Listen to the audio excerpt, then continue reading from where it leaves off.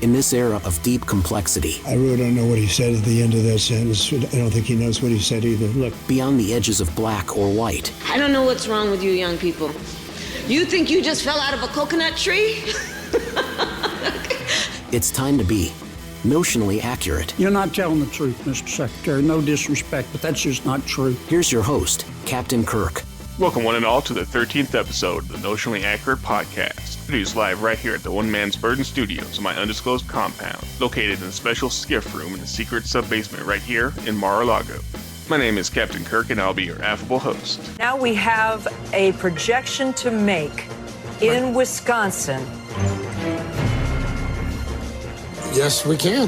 NBC News projecting that Wisconsin was won by Donald Trump, and therefore, as you see on your screen, we are now projecting that the next president of the United States is Donald Trump. He will reclaim the White House. The 45th president of the United States will become the 47th president of the United States. CBS News now projects that Donald Trump is the winner in Wisconsin. That gives him the number of electoral votes he needs to become the 47th president of the United States. This is an incredible moment in American history.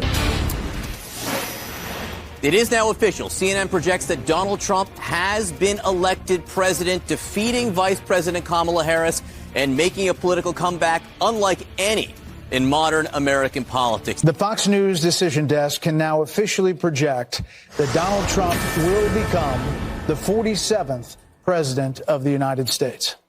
The former president's comeback will be complete with a win in Wisconsin, a state that he narrowly lost 4 years ago. He is now the second president in U.S. history to win non-consecutive terms. The first was Grover Cleveland in the late 1800s. Senator J.D. Vance will become the 50th vice president of the United States.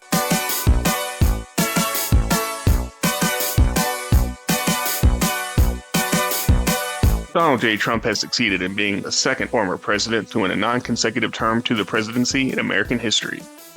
And in honor of that feat, I would like to take a moment to ensure unity and comity with my fellow Americans. Let's be honest, it was a terrible night last night. It was a terrible night for women, for children, for the hundreds of thousands of hardworking immigrants who make this country go, for healthcare, for our climate, for science, for journalism, for justice, for free speech. It was a terrible night for poor people, for the middle class, for seniors who rely on Social Security, for our allies in Ukraine, for NATO, for the truth and democracy and decency. And it was a terrible night for everyone who voted against him. And guess what? It was a bad night for everyone who voted for him, too. You just don't realize it yet.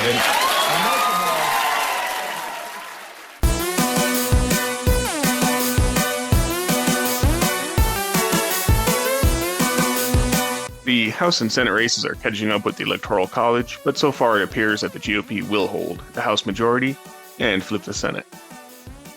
Now that that's out of the way, let's take a gander at how the left is reacting. Y'all, I ain't never been so scared to go to sleep because I'm so scared that the cops are just going to break in our house and make me a slave or... Totally rational, I say. We'll continue to check in with our liberal friends as we simultaneously gloat and analyze the 2024 presidential election. Hey, I just want to give some free advice to the white progressives, particularly white progressive women who may be thinking about marching against the Trump victory, maybe putting back on the P-word hats and doing that thing.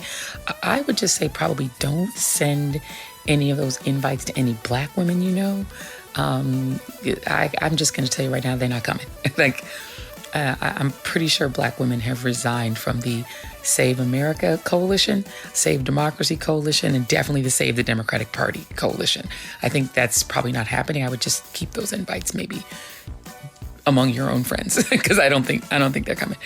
With Arizona being called for Donald Trump, I can officially proclaim that the Notionally Accurate Podcast correctly predicted not one, not two, not three, but all 7 swing states in the Electoral College. That's in stark contrast to, for example, Professor Alan Lichtman from American University, who has become some sort of pop predictor of elections since the 1980s, utilizing a series of keys that, when turned, help inform us which candidate will win every 4 years. Because the big message of my system, the keys to the White House, is that it's governing, not campaigning, that counts. And the keys gauge the strength and performance of the White House party. And I have not changed my prediction of a Kamala Harris win. And how did that turn out, Professor? There are still, more than 100 million of us who still believe in democracy, even if it didn't go the way you expected tonight. Don't despair. Keep up the fight, especially you young people. The future is still in your hands. Good night. Oof, not doing too well.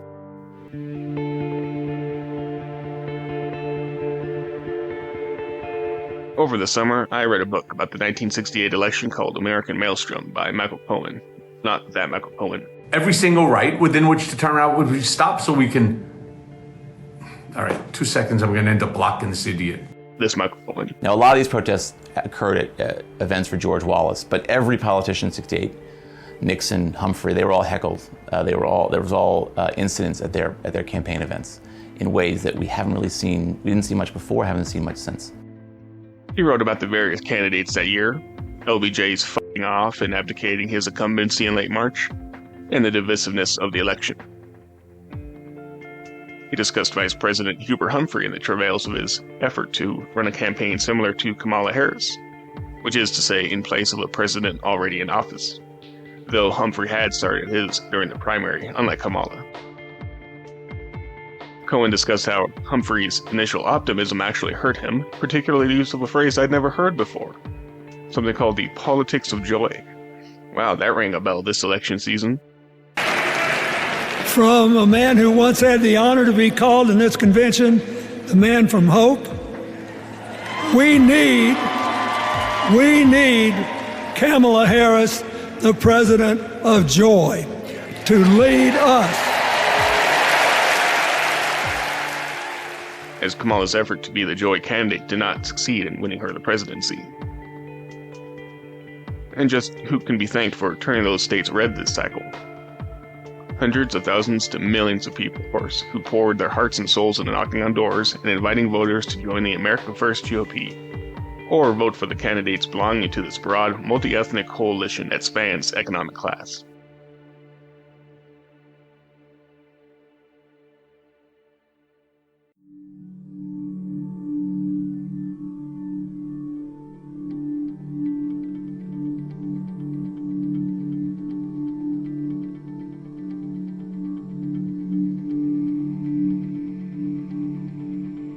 A few individuals I would spotlight are Elon for buying Twitter, Scott Pressler for nearly dying from exhaustion building a team in Pennsylvania to flip voter registrations, Chris LaCitiva and Susan Wiles, President-elect Trump's campaign co-chairs who harnessed his will and focused it enough to get him back on track into the White House. Wiles, for her part, will be the president's chief of staff come January.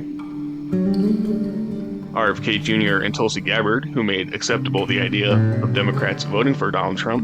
Barron Trump, Donald's youngest son, who recommended the various podcasts his father appeared on, such as Theo Vaughn and Joe Rogan.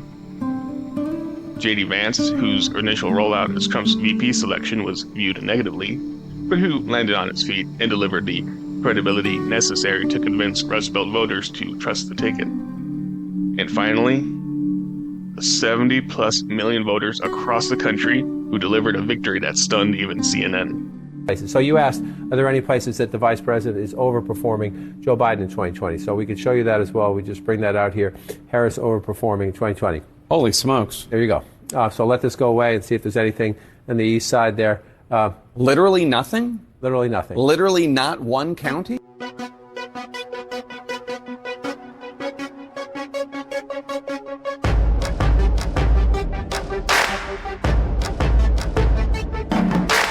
So far, President-elect Trump has hit the ground running, announcing a myriad of future appointees that will be voted on for confirmation post-inauguration. I give this list a B+ at worst, loving a majority of the selections so far.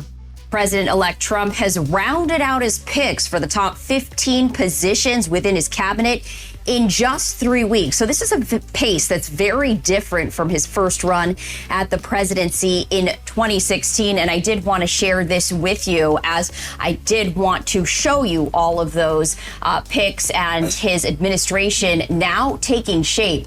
Trump announcing yesterday that he will nominate a former White House aide, Brooke Rollins, to be his agriculture secretary. This nomination, along with all other cabinet selections, must be confirmed by the Senate, which will be controlled by Republicans when Trump takes office on January 20th. Now, the Ag Agency controls policies, regulations, and aid programs related to farming, forestry, ranching, food quality, and nutrition.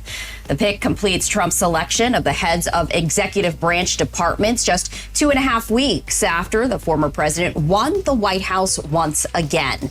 Several other picks that are traditionally cabinet level remain, including U.S. Trade Representative and head of the Small Business Administration. But this also comes as Trump announced former Florida Attorney General Pam Bondi as his choice for Attorney General after former Florida Representative Matt Gaetz announced that he was withdrawing from consideration after controversy surrounding some sexual misconduct allegations. And what do we know about the America First GOP that Trump has built? What's going on is if 2017 or 2016 was the election of the white working class moving over to the Republican ranks, the 2024 election was Trump doing historically well with minority voters. I mean, it is really incredible. And those numbers say... They're amazing. They're amazing. I mean, they are. If that doesn't give you pause, if you're a Democrat looking at this world, I don't know what will. Are you tired of winning yet? I'm certainly not.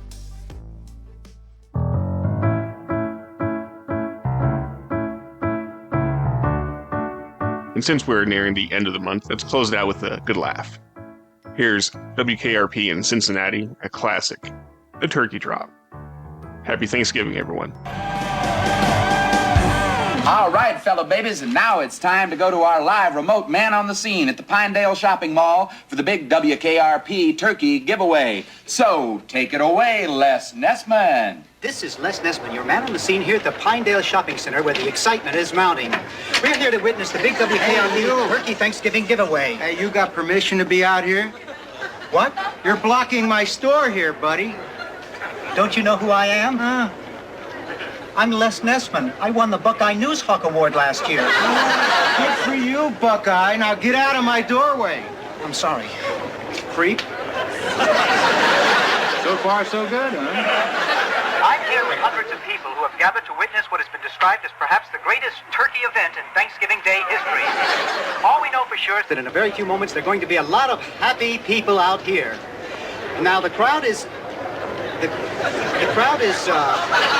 curious, but well behaved. And I think I hear something now. The crowd is moving out into the parking area. And, oh yes, I can see it now. It's a helicopter. And it's coming this way. A helicopter? It's flying something behind it. I can't quite make it out. It's a large banner. And it says, Happy Thanksgiving. From WKRP.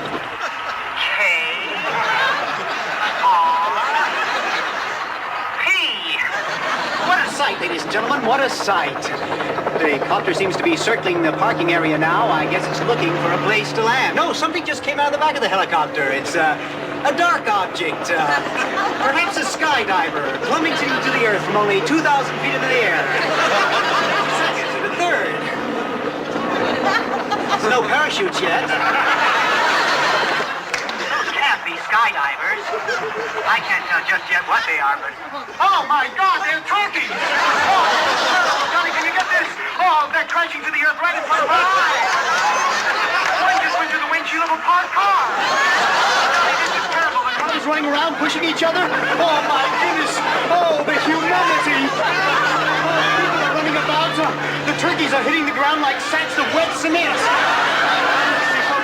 I don't know how much longer the crowd is running for their lives. I think I'm going to step inside. I can't stay out here and watch this any longer. No, I can't go in there. Children are searching for their mothers, and not since the Hindenburg tragedy has there been anything like this. I don't know how much longer I can hold my position here, Johnny. The crowd. Les, are you there? Les isn't there. Thanks for that on-the-spot report, Les. For those of you who just tuned in, the Pinedale shopping mall has just been bombed with live turkey. Film at 11.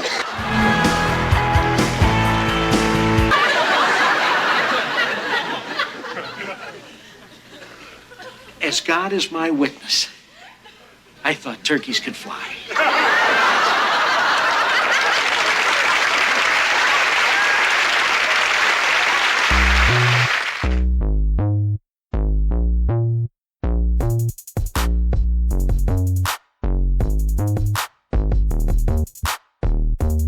Anyway, thanks for listening to episode 13 of Notionally Accurate.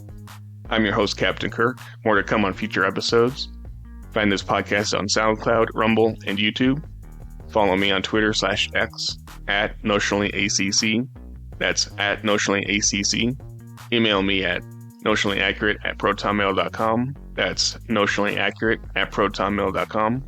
Take care, and remember, even if you can't be factually correct, you can always be notionally accurate.